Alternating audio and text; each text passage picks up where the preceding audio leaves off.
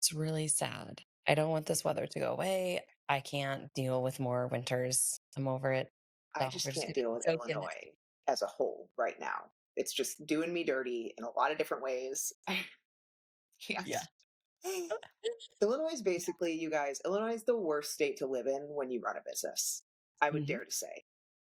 I think it's just bad all around. Yeah. And our governor is apparently going to go for another term, and people just don't see what a horrible person. Anyway, It's so fine. Texas or Tennessee, here we come. We're looking at Tennessee again because wild things going on in Texas. We're heading down to Texas this week. We'll see what we think, what we like. The heat, I'm not sure. Will I survive? Will I survive with two kids on an airplane? The heat. Will you even get there? But I'm really excited. I'm excited to go down, at least look around and check it out, and then may go back and explore some other areas of Tennessee. Yeah. Todd's We, got the plan. I just wish that he would come down here and lay it out and tell me. One of our friends, head practitioner at Vital, told me that she had a dream about me the other night that I was pregnant again. oh, And I was like, oh, really? No, I don't think that's happening. And she's like, it was really funny because you had your hair like super, super curly. She's like, don't do that in real life. It was cute because like you were pregnant, but like don't do it in real life. And I was like, yeah. So Art was in the background. He's like, yeah, I did it again. I was like, well, no, like we shut that down. So I don't oh, that's so great. I love, plan. And sometimes you just want to know what it is. I know. But instead, we just wait and we pray and we hope for signs to know that we're making the right decision. And That's that's what I've been doing lately. I'm like, just I prayed to God last night about some hold on, I things. I don't was hear like, you. just show me what you're trying to teach me right now. What is it that you're trying to show me? Because I know it's something. I know that there's a lesson here. Do I need to be better at maintaining my money?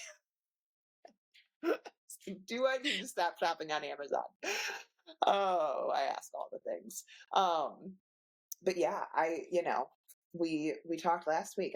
I showed on my stories that I got a great cease and desist, and it is what do I need to learn from this? And Well, it's how it could you have ever have known, first of all?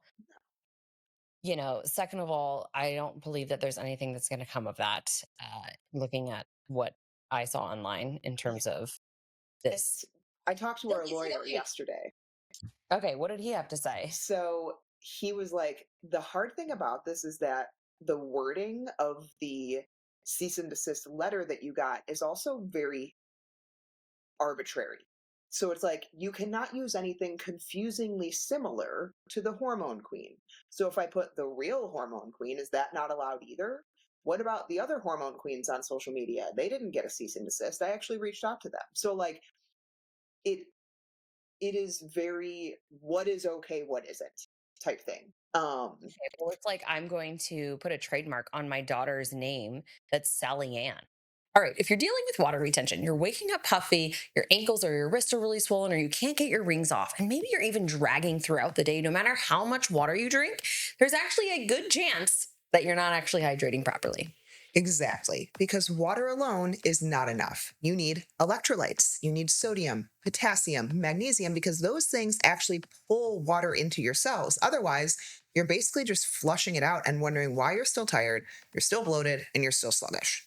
But here's the thing, most electrolyte supplements out there aren't helping you in any way because a lot of them contain things like natural flavors, food dyes, and maltodextrin, which can irritate your gut.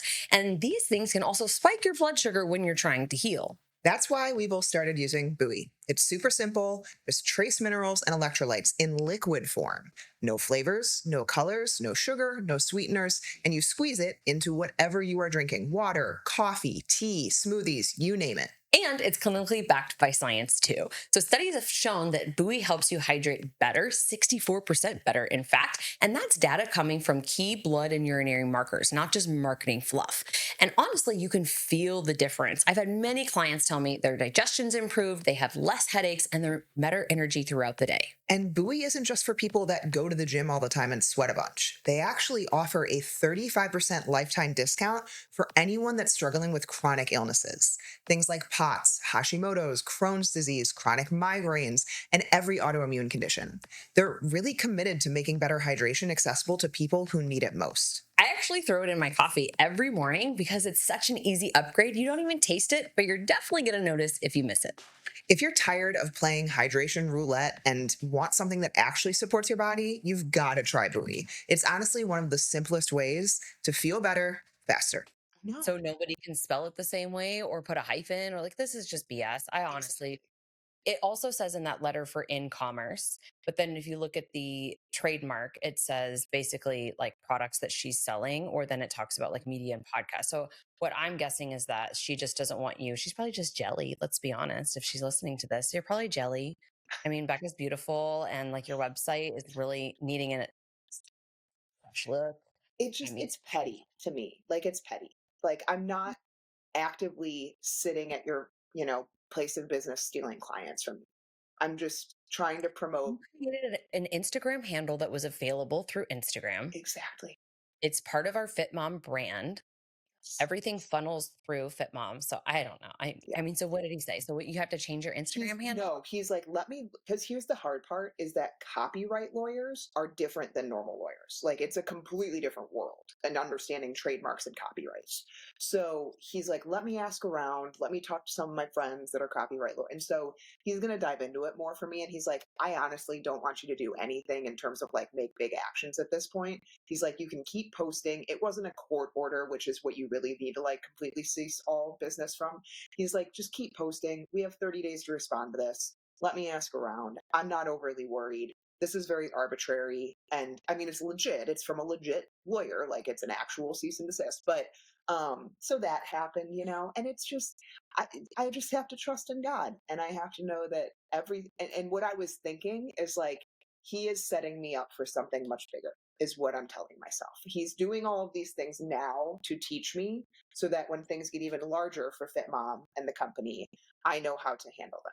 So, growing pains is what I'm taking from this. Is it's Yeah.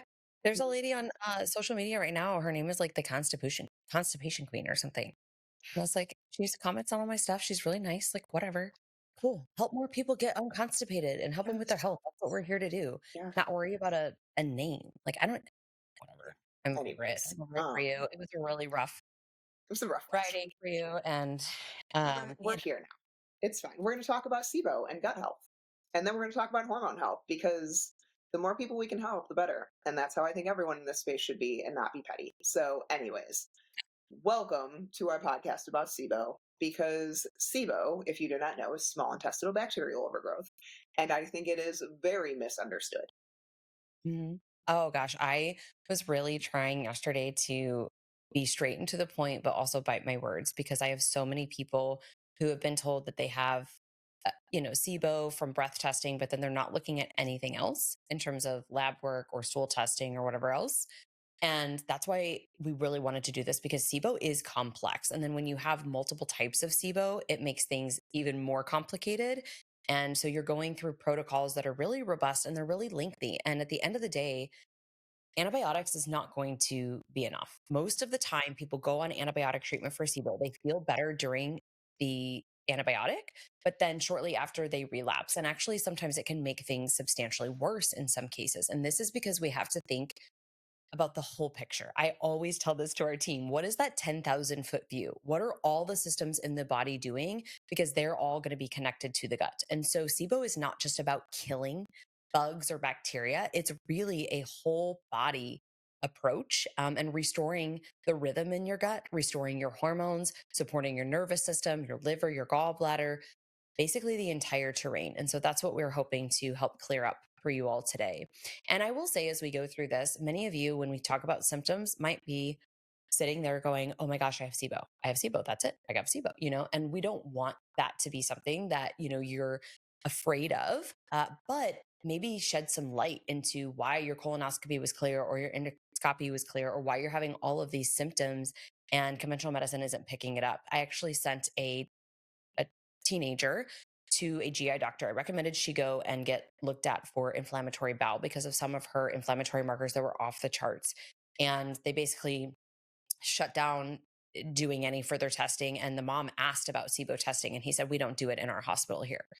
And that just really angers me because I am of the belief that if you're not getting answers and you're not finding what's going on, then keep testing, keep digging, keep searching, keep looking at what is upregulating the immune system's response. So, one of the biggest classic telltale signs of SIBO is bloating that gets worse throughout the day. And this is where people would call it like a food baby, essentially. And you walk around like you're 4 to 6 months pregnant, and it's really uncomfortable. That's a classic sign of this. So other signs that we can, look at is that you don't break down your food well. Maybe you're having this kind of gurgling in the lower belly region, maybe some abdominal pain. You can feel constipated or that you are not fully emptying. Okay. And we'll get into why. This can certainly impact our our neurotransmitters, our mood, anxiety, depression, thinking about, brain fog. Can I stay on task? A lot of SIBO cases do go hand in hand with things like ADHD, which we'll talk about. Food sensitivities, that list just keeps growing that you can't tolerate foods. You're seemingly just reacting to everything. And we're going to clear up for you why that's going on. Chronic fatigue. And then we also look at other autoimmune things as well as fibromyalgia or chronic pain flare up. So some of those are just the symptoms and signs of SIBO.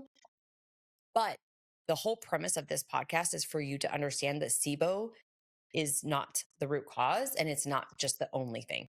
There are other issues that are happening in tandem with SIBO.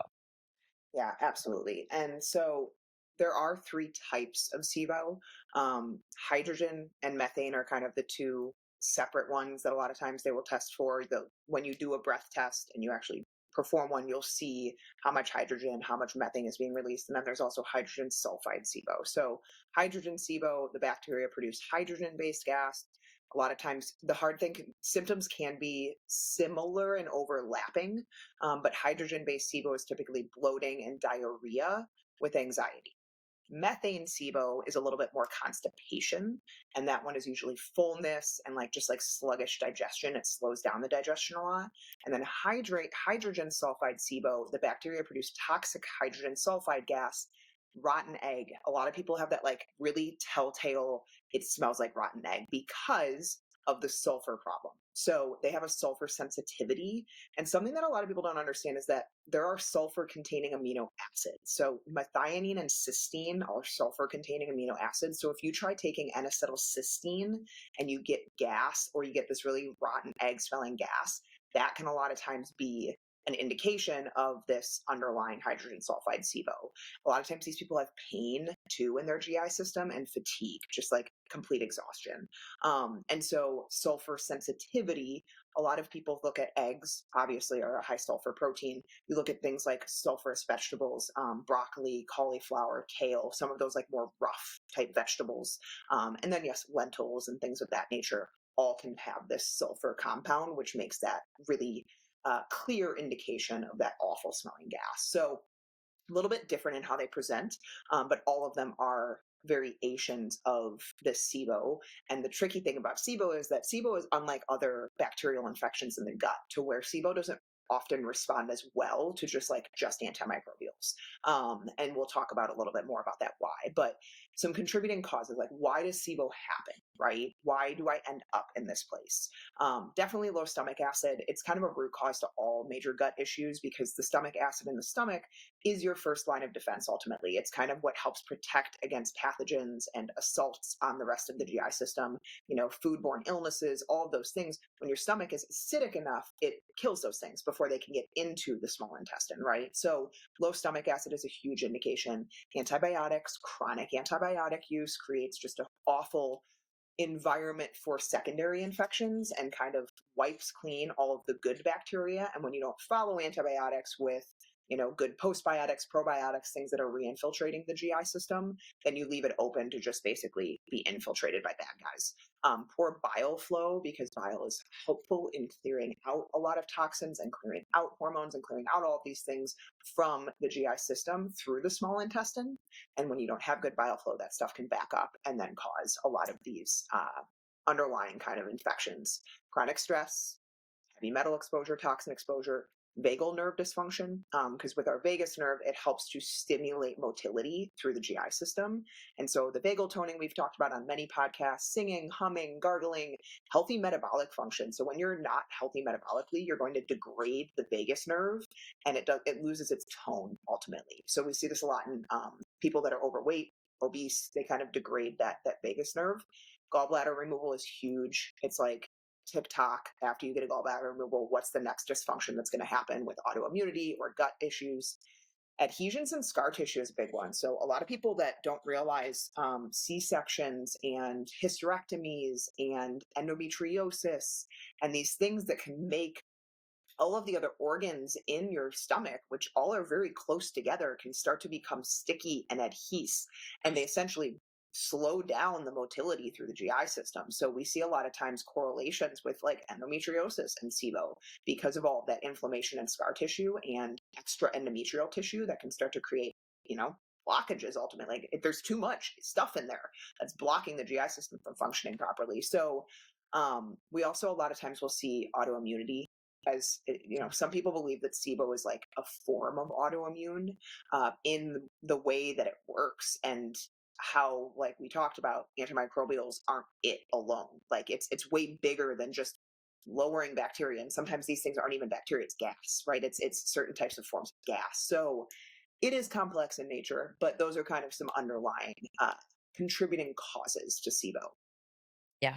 And I think from the autoimmune standpoint, we would just look at this as, the overactive immune system. So we're going to get into that too. And how does the body start to look at these pathogens? And, when certain amino acids are getting into, the bloodstream out of the lumen of the gut, like this is where the immune system starts to make mistakes. And then it starts attacking its own tissue. And we have kind of more systemic issues. I want to talk about the fourth type of SIBO, and that is SIFO, small intestinal fungal overgrowth. So this is where we really look at things like mold, candida, right? Other mycotoxins that might be being stored, in the small intestine. And so how we address all of these is going to look a little bit different. And then also we're looking at all of the other systems of the body to say what's going on with liver, gallbladder. Do you have a gallbladder, right? Gallbladder removal is a huge trigger for getting SIBO. I have a client that has no ileocecal valve. That's the valve that connects your small intestine to large intestine. And so when we think about, I want to kind of zoom out and talk about the kind of the geography of your gut. When we think about the small intestine, that is where we are supposed to absorb our nutrients. Things get broken down in the stomach acid, pancreatic enzymes, all those things. It's moving through the duodenum into the small intestine. And here's where we get that bile to break down those fats and emulsify. Think of bile as like your Dawn dish soap that's like really just a detergent to scrub everything out. It's supposed to act as an antimicrobial to keep bacteria in check, because your body bacteria should not be fermenting in the small intestine. That should actually happen in the large intestine. So if you think about this, the small intestine is like Maine. Okay. So it is north. It's quiet, it's clean, it should be peaceful. This is where, again, you're getting all those antioxidants, those fibers, those colors, things that you really need to help build your hormones, to have good energy, minerals, all the things there.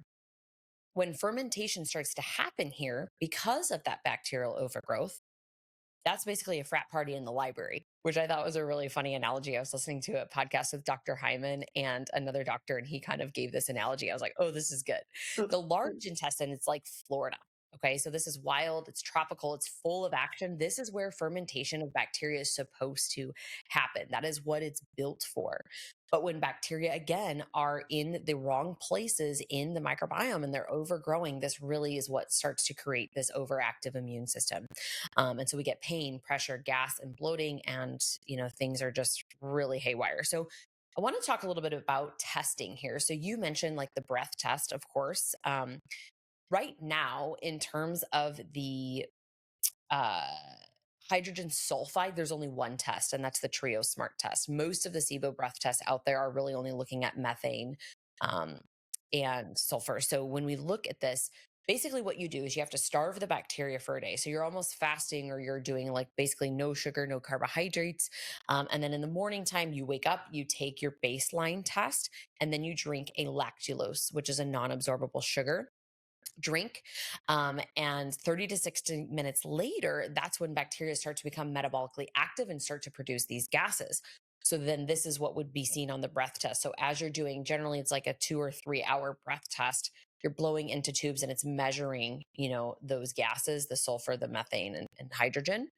But the problem with this is that there's a lot of false positives. The other problem that I don't love SIBO breath testing just by itself is it doesn't look at anything else. So, like when we're running a gut zoomer or a GI map, we're looking at other pathogens. We're looking for H. pylori, candida, different types of fungal strains. We're looking at various parasites like worms and protozoans and things like that. H. pylori, so we're looking more at the entire terrain and getting a much bigger picture. And you can, on those tests, look and see if you've got a lot of bacterial overgrowth associated with the different types of SIBO. So we have that in the research. And then we have the methanobacteriae, right? And then you follow the person's symptoms because the reality is you're going to address all these things the same way. But this is where conventional medicine and a lot of functional medicine practitioners who aren't, I think, properly trained and have dealt with complex SIBO cases miss the mark. And that's where things really start to just go wrong. And I've had it. I know, Becca, you've had it too, where people come in and they've been through multiple SIBO protocols, living on a specific carbohydrate diet or a low FODMAP diet, and they just react to everything. And they think that's the way that they have to live. And it's simply not true. It's that you've missed the forest through the trees and you kept trying to hit things with antimicrobials, antifungals, or, antibiotics, and you didn't fix the problem as to why this is here. And now it's reoccurring. So let's talk about some of those common things that are overlooked that are really, really important. And I'll kick this off because I've talked about this quite a bit recently, but the gut liver axis. Okay. So when you look at your liver, gallbladder, your liver produces bile that is a slow drip. The gallbladder stores and concentrates it. The key word there is concentrates it. So when you ingest fats, right? So let's say you have a good steak dinner with a salad with olive oil and maybe some seeds and some nuts, some really healthy fats. Your body is supposed to have that bile come through the small intestine to break down and emulsify all those fats so that you can absorb them, but then also do all the other jobs we mentioned in terms of being antimicrobial, removing toxins, sequestering, hormones, heavy metals, also thinking about stimulating insulin, stimulating motile, which is your motility hormone, all these things. But when we have all this mess going on in the gut, this between the gut liver axis really starts to put a burden on the liver and it creates inflammation. And with this inflammation, things get out into the bloodstream known as lipopolysaccharides or LPS. These are endotoxic to the body. So those go back to the liver to get removed. And the liver says, oh my gosh, because of this gram negative bacteria that can really be, stealth infections like C. diff and others that could be life threatening, it starts to protect itself by creating inflammation in the liver. So now you've got liver inflammation, you've got GI inflammation, right? We got leaky gut. And so it's a vicious cycle. It's like the gift that keeps on giving. When one is off, the other's off, and they're going to make each other worse. So this is why you must, in any protocol that you are doing, support your bile flow and the building blocks of bile as well, because bile is a pretty complex fluid. Most of it is, water, and a lot of people who deal with constipation and a lot of these issues aren't properly hydrated cellularly. So that's a big thing, but it's also built of different bile salts and then cholesterol. So we want to make sure that we have support in there, whether that's a TUDCA, it's ox bile, it's beets, it's dandelion, taurine, trimethylglycine, a lot of these things that can be really helpful. So there was a cool study when it comes to just like SIBO specifically, and this is something that you would be working with a practitioner around, but there was a cool study that showed UDCA, taking that 100 milligrams 3 times a day for 2 months reduced methane more than hydrogen on a breath test. So this shows how bile directly affects methane. And again, methane is not a bacteria, it's an archaea. So I learned that from the SIBO doctor. She's a Australian gastroenterologist, brilliant. And this again is something that I think so many people, when you go to conventional medicine, there's not even a conversation around other organ systems, right? How are you digesting and absorbing fats? What's going on with your bowel movements? Do you have pale colored stools? Do you have floaters? Do you have constipation? Or are we just deeming this, IBS? And really what we're looking at is a picture of an interconnection here of the gut liver axis and poor bile flow and non-alcoholic fatty liver then that's starting to, you know, become an issue. And generally, once you see your liver enzymes elevated and your triglycerides elevated, damage is already being done.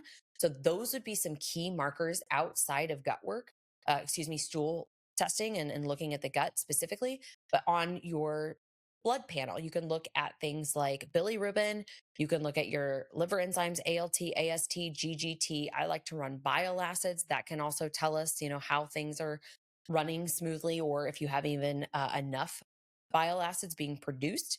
But if your bile acids come back above a 6, so 4 to 6 is really kind of that sweet spot for bile acids, and it's backing up into the system. I just had a lab review a few weeks ago. Hers was 28. You're just backing up toxins. You are full. Your toxin bucket is overflowing and spilling over everywhere. And so you've got to really focus on opening up those drains, supporting bile flow in the liver before you got any business, I believe anyway, going in with any type of eradication agents, because then you get into this kill off phase where this is producing more gas, that is producing more inflammation, getting out into the bloodstream. Now that person is having systemic issues, a lot of pain, brain fog, like you mentioned, chronic fatigue. So I just wanted to really drive that home, and we'll talk through some other ones, but absolutely that is a huge miss in terms of the gut liver highway. Yeah, absolutely. I always try to give the example of, imagine you have like an infected open wound.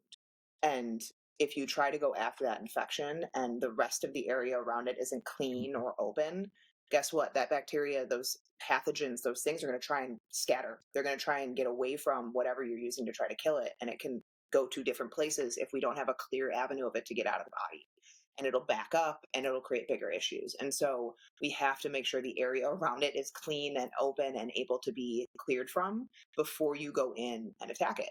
And then once we attack it, okay, we've cleared maybe the infection, takes time, takes a long time usually in SIBO cases, but then we have this raw open wound now that's clean, but you need to make sure that it is the right environment. You can't just okay, if we just leave it there open after antimicrobials, it's going to get infiltrated again with that bacteria, with that gas, with that environment. And so it's a lot about the terrain that we're trying to create on the back end of clearing the infection. And so the other hard thing is that SIBO leads to a lot of other issues. And this is where, we have clients come in all the time and they're like, I I don't tolerate any type of dairy, any type of gluten, any type of this vegetable. I have brain fog. I'm not sleeping. I have really bad periods. I have rosacea. I have whatever it might be. And it's like we have all of these different things going on. And so I'm taking this supplement for this and I'm taking this supplement for that. And it's like, no, no, no, like this is all stemming from a couple of root things. And gut infections and gut imbalances are a major root issue for people. And so you're dealing with inflammation, you're dealing with weight gain, you're dealing with the leaky gut where you're having stomach pain or digestive issues. And the problem with that leaky gut is then not only do the things that should get out of the GI system, like hydration and nutrients, into the bloodstream to fuel the body, well, now food particles are getting into the bloodstream, which are foreign invaders to the body, that food particles should not get into the bloodstream. And so now we have a ton of food sensitivities, we have skin rashes, we have headaches, we have all these different symptoms. And then you also have a body that is basically turning on itself because of this overactivity of the immune system. And now we have predisposition for autoimmunity, right? These people, it's kind of this trigger, and we'll talk about this in the endometriosis podcast too, but it's kind of, there's this like If you feel tired all the time and you're drinking water, you're probably missing electrolytes because you need electrolytes to get intracellularly hydrated. We love Buoy because this is an easy way to get in sodium, potassium, magnesium, and trace minerals into your day without any of the junk fillers that most powders use. three-headed monster when it comes to autoimmune: leaky gut or hyperpermeability of the gut, a triggering event, and genetics. And I think those three things, when combined, so many people are like, well, I have Hashimoto's. And it's like, well, there were probably things going on way before that Hashimoto's developed, right? And then SIBO is also linked to a lot of chronic conditions because, like we just talked about, what else does SIBO lead to? This chronic inflammation, this autoimmunity predisposition, these food sensitivities, this immune system overactivation. So we see Parkinson's with SIBO. 46% of patients have SIBO that have Parkinson's, ADHD, because the microbiome imbalance affects dopamine in particular, autism. SIBO is common and often worsens symptoms, Lyme disease. So a lot of times with Lyme, you see people on long-term low-dose antibiotics and also largely inflamed, and it's kind of this perfect storm. Candida and mold. Liz already talked about the SIFO that we see. vagus nerve. We talked about that weak tone leads to the poor motility, the SIBO risk. So there's all these chronic things. So before we dive into, how we address it, did you want to talk about any other axes? We talked about gut immune, talked about gut Mhm. liver, a little bit Yeah. about gut brain.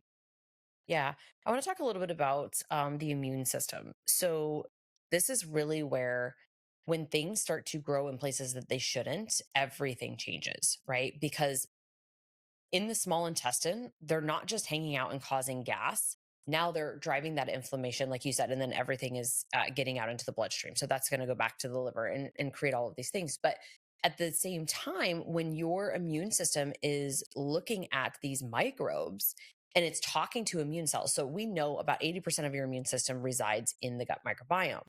Right. And so your immune cells should be identifying things and saying, hey, that's onion, that's spinach, that's chicken, whatever. Um, but instead, things start to miscommunicate and it starts to, mistakenly attack certain things. And this is why people start to have more and more food reactions. They're down to maybe I can tolerate 8 to 10, foods that I feel good with or whatever. And so I think that is really a big thing that you have to think about long term with your immunity, is that this is not just the bacteria, it's the immune system mistakenly understanding what you are being exposed to, whether that's foods that you are ingesting, it could be toxins, it could be other bacteria, even good bacteria. So it starts even reacting to the good things that we need to support our body. And so when we think about, the food sensitivities, just to break this down a little bit further for you, inflammation breaks down that gut lining, right? That is your barrier, that gatekeeper that decides what should get in and what should stay out. Those food particles that are not fully broken down into peptides that they should be and amino acids, they sneak through half digested. And so then your immune system is like, what the heck is going on here? I'm just going to start to attack. And now you've got antibodies showing up, or you've got things, if you're doing different tests or food reactivity, like we like the MRT test because that looks at more of like the chemical warfare and histamines and cytokines and mast cells and things like that. But all your favorite foods, you start reacting to. And it's not a food issue. This is the immune system's response. And so, what we ideally want to do is with our blood work, with our stool testing, maybe a breath test, is pair that MRT mediator response test or release test with all of this so we can take out the things that your immune system right now is mistakenly identifying as an issue. Calm down the fire, put that fire out, clean up the debris, and then we can start to bring those things back in, and the immune system cannot be so crazy. So I think that is just a really big thing. And then the last thing I want to touch on here is another big miss with conventional and a lot of times in functional is missing gut lining support throughout your protocol. If you have a leaky gut, you need to heal and seal those tight junctions, or you're just literally going to continue to take 4 steps forward, 3 steps back because things continue to get out of the bloodstream. So, work on healing and sealing. You can use immunoglobulins for this. We like peptides, of course, and depending upon the person, we might use more peptides or a single peptide, a combination peptide, right? It really just depends. But thinking about that long term, the intestinal permeability is a big deal. And I've not seen one person go through a conventional medical treatment with double, antibiotic treatment for SIBO and ever be supporting liver gut access or bile flow or gut lining, because in their world, they don't even still recognize, and I think they're coming around to it, but that this is really an issue. Like, intestinal permeability is now the medical term because they've started to wake up and understand, hey, that's going to continue to allow things to get into circulation in the bloodstream. And that's where we go systemic. And even things like you mentioned before, rosacea, um, acne, psoriasis, eczema, all those types of things, that shit's going to come out your skin. Mhm. So I just think there's a lot there. But what do we do? How can we support this? Well, number one, you got to test and understand what you're dealing with, right? What type of SIBO do you have? Identifying the type. So, again, just as a recap, from a hydrogen perspective, think diarrhea, loose stools, bloating, anxiety. Methane, we're going to think more of that constipation, fullness, not feeling like I'm fully emptying, sluggish motility, sluggish gut. Hydrogen sulfide, as Becca said, rotten smelling gas, sensitivity to sulfur, fluctuating bowels. So you could go back and forth. And so the treatment or the protocol, the plan to address these things starts with knowing what you're dealing with. But it also starts with opening up the drainage and detoxification pathways and supporting gut liver access before we come in with any antimicrobials. When you get into the eradication phase, or what people would maybe call kill the overgrowth phase, right? The strategy has to match the type because there's different herbs and antifungals, even again. So if it's SIFO, right, then we're looking at antifungals, not just antimicrobials. And we have to look at the types and what they have been researched in terms of the different responses, right, to antimicrobials. So if we look at hydrogen, for example, we know that this responds generally the best, but this is going to respond to things like berberine, neem, oregano oil. A lot of these oregano oils, like nature's, antibiotic, garlic extract or allicin. So some people say, well, I don't tolerate garlic. Well, allicin is the extract, and so you should be okay taking that, but I'm always cautious putting that in a little bit later on in protocols. Again, depending upon the case, you might go in with a rifaximin or xifaxin or some other antibiotic, but at the same time be supporting the gut lining, binders, gut liver access, all those types of things.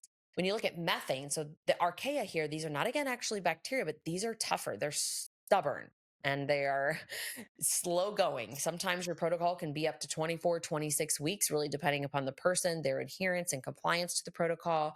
Here's where we might, again, use some of those antimicrobials, but then also look at the stool test and see what do they need in terms of short chain fatty acids, different types of bile acids? What do they need in terms of probiotics? And you want to be cautious with probiotics with SIBO, but there are some strains that can be helpful. So L-reuteri, DSM 17938, this has been able to lower methane in the research.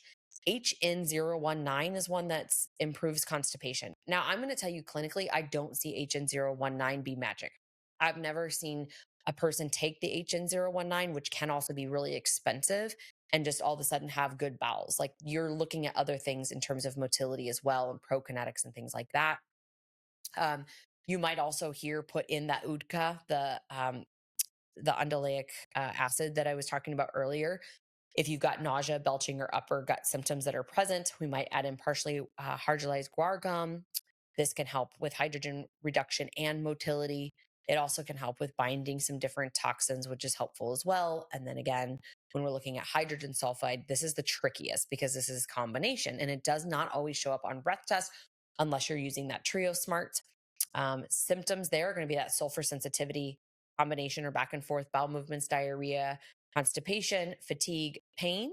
And this is where you're going to do all the things that we've already mentioned, but you're also going to make sure the person is on like a low sulfur, low FODMAP diet, and then doing different things to support binding up the gas.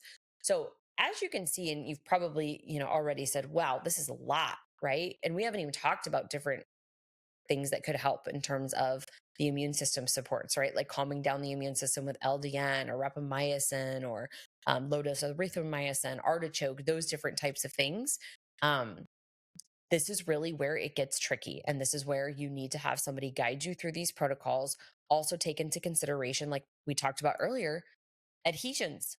Becca and I both have had, she's had the tummy tuck. I've had 2 C-sections. Do you not think I'm going to be more prone or at a higher risk to having SIBO? I have a lot of scar tissue there, right? I'm still working through some of that scar tissue and I can feel it, especially, we'll talk about this when we get to the endometriosis podcast too, but especially around my period, right? Things get tight. I feel that inflammation more. I feel that scar tissue more. And so doing manual manipulation, massaging, cupping, doing some peptides injections has really helped me. But I think if you have had, other abdominal surgeries or, potential, adhesions in those areas, you've got to think about that as well in terms of blockage. Because if you have, intestines that are being basically pushed on by scar tissue, or maybe your intestines are starting to twist or whatever's going on there, you're going to struggle a lot more with bowel movements and keeping things clear. Yeah. And so, on top of what Liz already discussed in terms of how you approach and address the different types of SIBO, one of the big things is nervous system and immune supports. The reason that we discussed autoimmunity alongside SIBO is because when someone has a really overactive immune system, we see that they have essentially overgrowth of commensal bacteria. So not only do they have bad bacteria present, but they have too much good bacteria too. That's basically this like overgrowth of everything. And so when you close down the bacteria that's present, okay, maybe you've resolved one thing, but if you do not fix the immune issue, you do not fix the nervous system, the stress that's on the body, guess what? That bacteria is just going to grow back. And you're going to go through this roller coaster of I get better, I get worse, I get better, I get worse. And then maybe I never keep getting better and it just keeps getting worse and worse and worse because you did not address the terrain. This is kind of what we talk about, like the terrain theory, in terms of you have to have a proper environment in the body to be resilient, not just asymptomatic, right? Like a lot of people can improve symptoms, but then when stress hits, when another trigger hits, things resurface, right? That body isn't resilient.